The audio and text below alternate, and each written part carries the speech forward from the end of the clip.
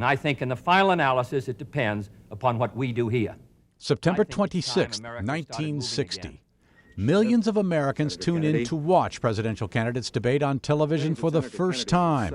Squaring off in Chicago, Massachusetts Senator John F. Kennedy, the Democratic candidate.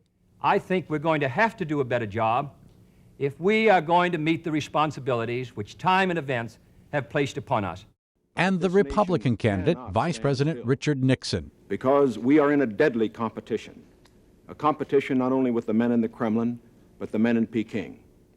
Viewers give Kennedy, tan, fit, rested, the edge over an exhausted Nixon, whose poor makeup job fails to ease his 5 o'clock shadow.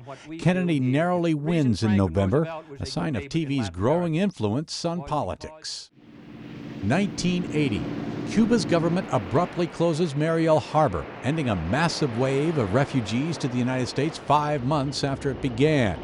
Known as the Freedom Flotilla, the refugees traveled in small boats from Fidel Castro's Cuba to Florida, overwhelming U.S. authorities.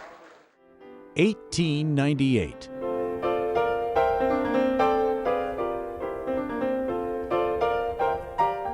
Composer George Gershwin, whose iconic tunes include Rhapsody in Blue and I've Got Rhythm, is born in Brooklyn, New York. 1888. T.S. Eliot, regarded as one of the great poets of the 20th century, with his work The Wasteland, is born in St. Louis. Eliot won renewed fame when composer Andrew Lloyd Webber used the poet's words as the basis for his hit musical, Cats. 1981. Serena Williams, a star player in women's tennis just like her older sister Venus, is born in Saginaw, Michigan. And 1957.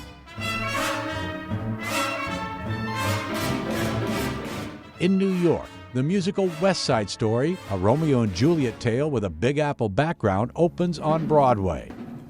Today in History, September 26th. Tim McGuire, The Associated Press.